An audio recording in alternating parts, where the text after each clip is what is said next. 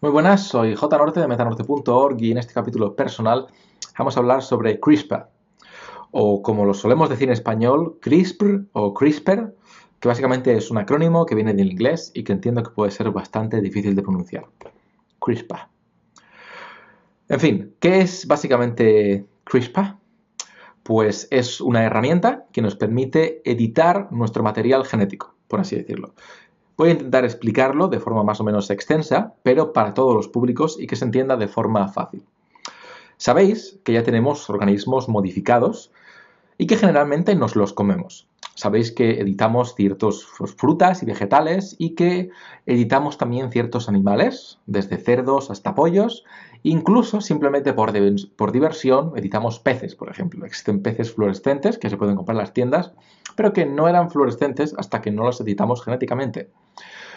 Ahora bien, el problema es que si bien este tipo de terapias genéticas o este tipo de edición genética ya lleva pues, bastante tiempo por ahí circulando, nunca lo ha hecho como lo ha hecho con tecnologías tales como CRISPR, ya que CRISPR no deja de ser una herramienta que permite abaratar mucho el coste, reducir mucho el tiempo y hacerlo mucho más accesible.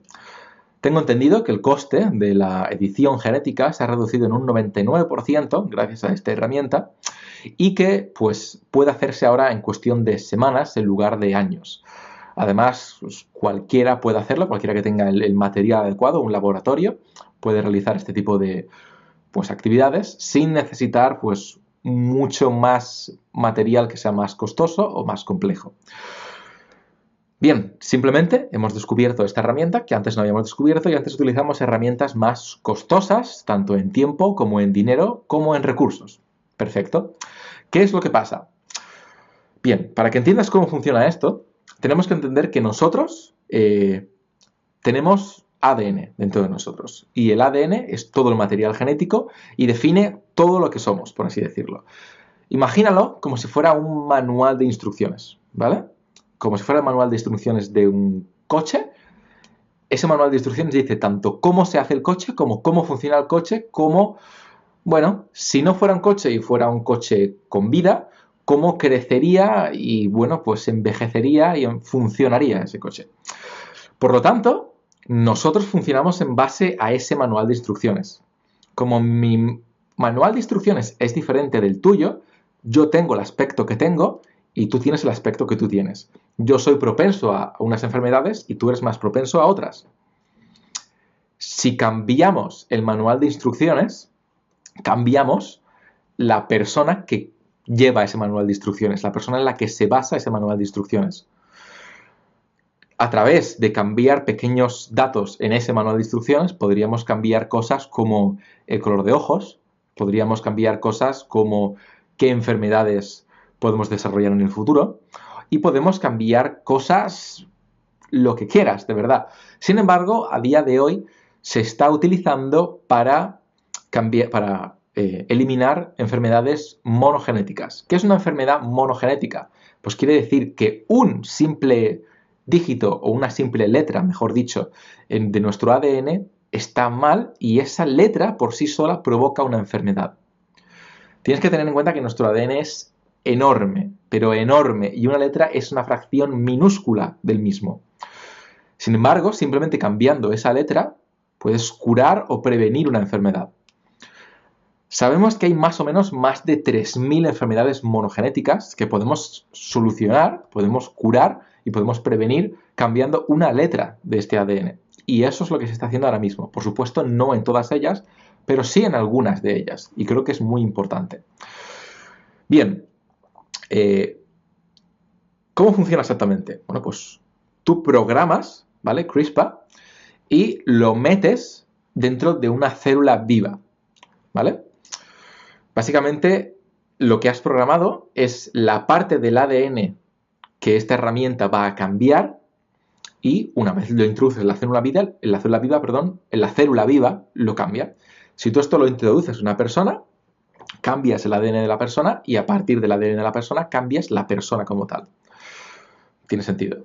Sí que es verdad, no obstante, que en embriones tienen más potencial, entre comillas, que en humanos, ya que puedes no solamente cambiar al humano como tal, sino su descendencia, ya que antes de que esa persona nazca, puedes alterar directo...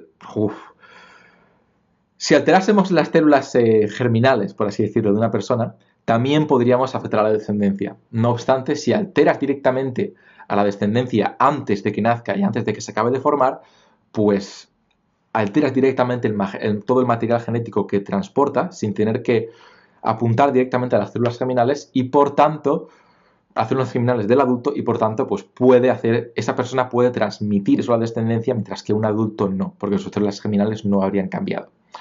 Bien, explicado eso, ha sido bastante complicado de decirlo de forma clara.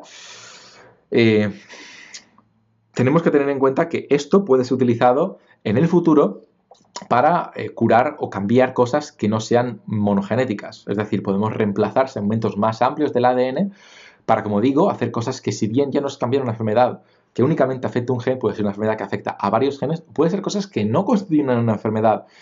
Y a partir de ahí, pues el abanico se vuelve mucho más amplio y las implicaciones morales también se vuelven mucho más amplias, por supuesto.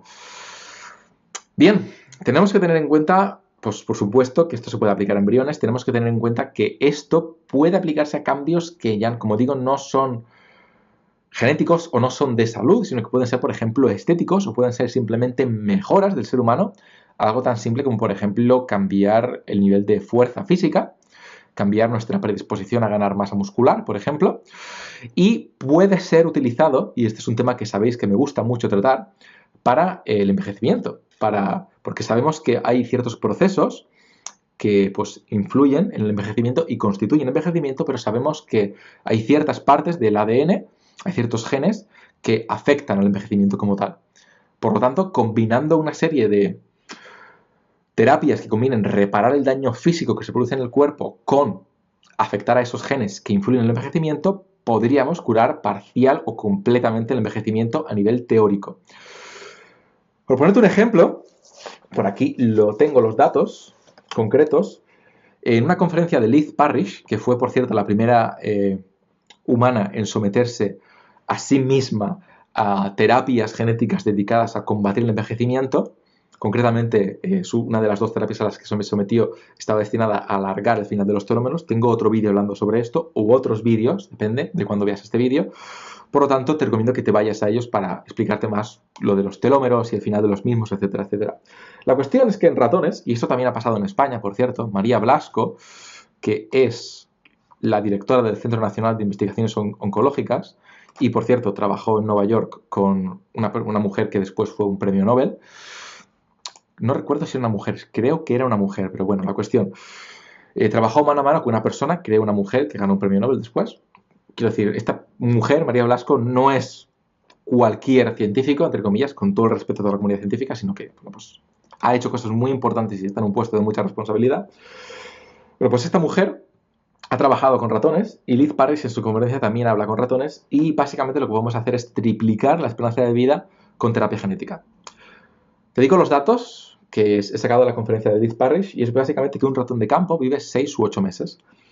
Sin embargo, si sacas a ese ratón de su entorno laboral, de su entorno normal, perdón, de su medio de vida, y lo pones en un laboratorio, tiende a vivir 12 y 18 meses. Tiene sentido, en ausencia de predadores y en un entorno controlado, pues puede vivir tanto. Sin embargo, por ejemplo, con restricción calórica, tengo vídeos también en este canal hablando de la restricción calórica, llegó a vivir 26-30 meses, no la recomiendo en humanos, por cierto, recomiendo el ayuno intermitente, pero mírate los vídeos si quieres aprender sobre eso. Pero con terapia genética llegan a vivir hasta 60 meses, sin restricción calórica o ejercicio.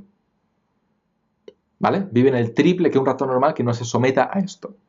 Eso es mucho, y eso también son resultados muy similares a los que consiguió María Blasco en España. Bien, ¿qué quiero decirte con esto? Simplemente que es técnicamente posible afectar al envejecimiento. Y si se puede hacer en ratones, es de esperar que en el futuro se pueda hacer en humanos. De hecho, cuando Liz Parrish después revisó la longitud de sus telómeros, eran 20 años más joven aproximadamente, si no recuerdo mal.